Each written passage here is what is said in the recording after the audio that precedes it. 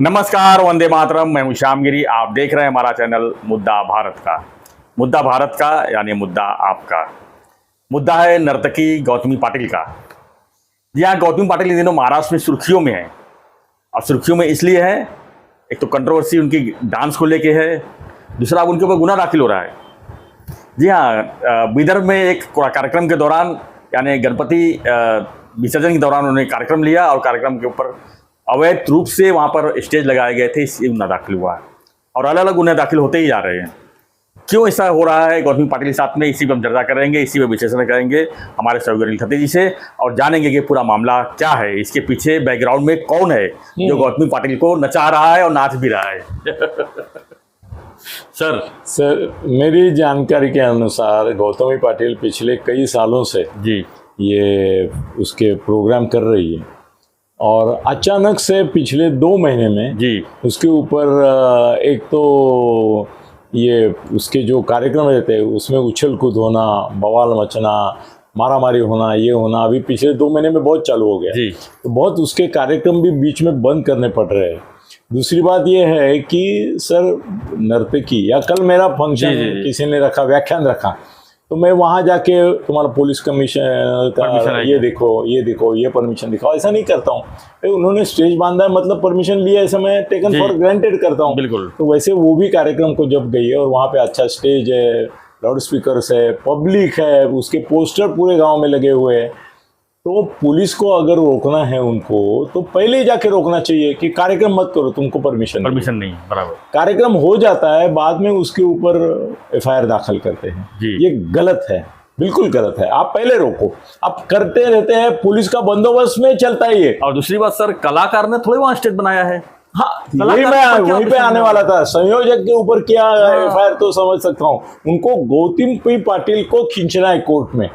और ये सब जो हो रहा है एक मंत्री पुत्र की वजह से हो रहा है। सीधा आरोप। नाम ले सकते हैं? देखते हैं, जरा थोड़ा बोलना पड़ेगा, खींचना पड़ेगा। जी।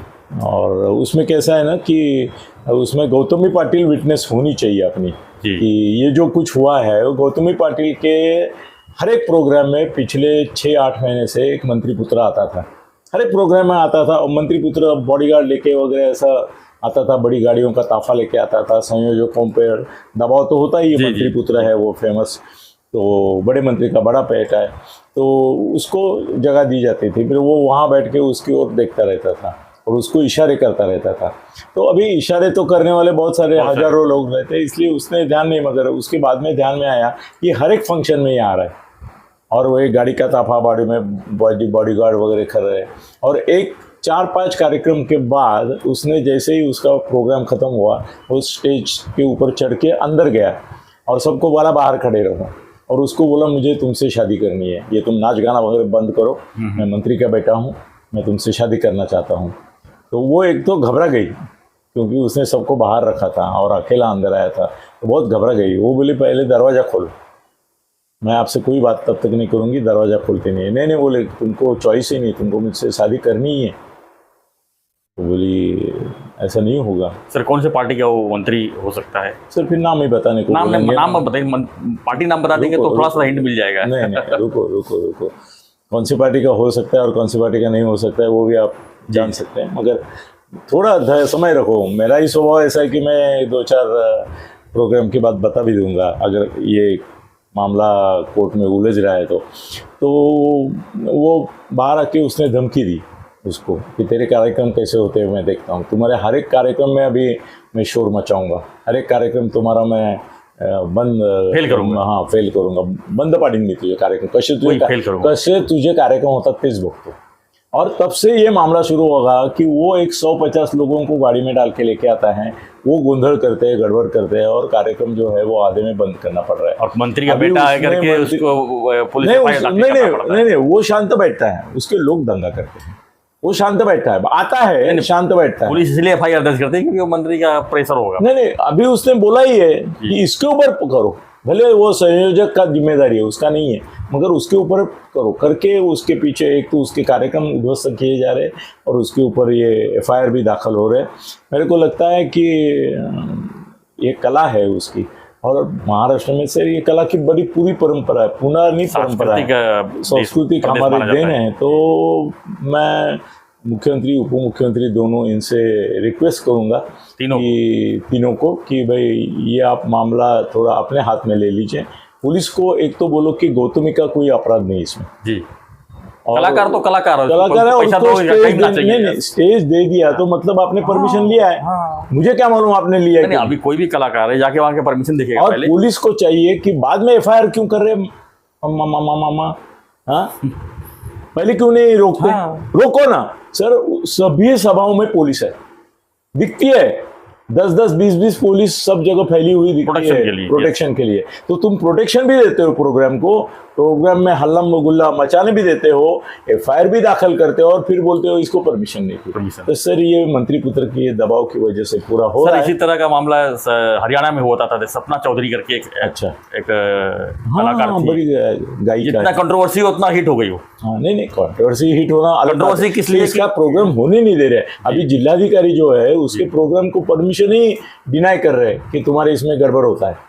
मतलब ये उसकी पूरी नाकेबंदी करने का एक षड्यंत्र चल रहा है। उसका करियर ही खराब करना है, पूरा करियर खत्म करना है, खराब क्या खत्म करना है। हाँ, तो मेरे को मुख्यमंत्री उप मुख्यमंत्री दोनों से अपेक्षा है कि वो गौतमी पाटिल के संरक्षण में खड़े हो जाए और ये तुम्हारा मराठा महासंघ ये वो जो है उनको भी उसको सपोर्ट देना चाहिए। सर मनसे को भी आना चाहिए इसमें सामने। हाँ, मनसे को भी एक मराठी मुद्दा है सर, नहीं मगर रोकने वाले भी मराठी है। तो क्या हुआ सर, एक कलाकार है, अगर मनसे उसमें शामिल होती है, मनसे अगर उसको प्रोटेक्ट करती है, तो मनसे को सर बैकग्राउंड मिल जाएगा एक अच्छा। ये हो सकता है, ये हो सकता है। तो फिर शिवसेना भी आ सकती है, कांग्रेस भी आ सकती है, सब आना चाहिए उसका बचाव तो होना ही चाहिए ना सर। एक कलाकार है, उसको बचाना, कलाकारी को अगर आप खत्म करना चाहते हो, एक आदमी खत्म कर रहा है, मेरे को लगता है अगर होने देंगे सब और देख रहे हैं और इसके ऊपर अगर एफआईआर और 2-3 हो जाते हैं जी, और उसका जो लड़के को उपद्रव अगर रुकता नहीं तो एक 3 या 4 कार्यक्रम के बाद हम उसका नाम पता, उसके बाप का नाम खाता सब एक्सपोज करेंगे पूरा करना ही चाहिए जी जी। अगर रोका नहीं, मैं उसको भी इशारा देता हूँ, रुको बेटा, ज़्यादा फुले मस्ती मत करो, तुम्हारे भी बाप बैठे हैं समाज में, तुम्हारा नाम अगर ले लिया तुम्हारे बाप को रिजाइन करना पड़ेगा। चलो धन्यवाद सर। तो एक कलाकार को जो है, कलाकारी को जो है दबाना जो है कितना सही है कितना गलत है, आप भी जानते हैं। गौतमी पाटिल इस समय जो है काफ़ी अच्छी नर्तकी है, काफ़ी अच्छा उनके साथ में भीड़ जमा होती है, लोग देखना चाहते हैं, लेकिन कोई एक शख्स है जो उसको दबाना चाहता है, उसके खिलाफ जो है सरकार को आवाज़ उठानी चाहिए और ऐसे लोगों का प्रोटेक्शन होना चाहिए, क्योंकि कलाकार जो है कलाकार होता है, वो किसी के दबाव में काम करेगा तो फिर वो कलाकार नहीं। तो आपको हमारा वीडियो कैसा लगा? सर मैं तो गौतमी पाटिल की लोकप्रियता देखते हुए मैं ये सुझाव दूंगा कि शिंदे गुट, क्योंकि भाजपा नहीं देगी उसको, शिंदे गुट को या अजीत दादा गुट को उसको टिकट देना चाहिए विधानसभा का जी, या तो राज्यपाल नियुक्त कलाकार होते उसमें उसको लेना चाहिए। इतनी दादू इंदुरी अपने ये फिलहाल तो अभी बुआ इंदुरीकर एक कीर्तनकार है, वो और गौतमी पाटिल दोनों ही आज सुपर हिट है महाराष्ट्र में। सब सुपर हिट है, लेकिन उसके पीछे तो मंत्री हिट लगे ठीक है ना, नहीं वो उसको निष्का ये करना ना अपने हाथ के खेले जी। हम अभी उसको एक चांस दे रहे हैं, लास्ट ये बोल के अभी 2-4 प्रोग्राम उसने ऐसे किए तो उसका इवेंट कर देंगे नाम लेके। थैंक यू सर जी। तो आप भी अपनी प्रतिक्रिया जो है हमें व्हाट्सअप कमेंट जरूर लिखिए और बने रहिए हमारे साथ, देखते रहिए हमारा चैनल मुद्दा भारत। धन्यवाद, जय हिंद, जय महाराष्ट्र।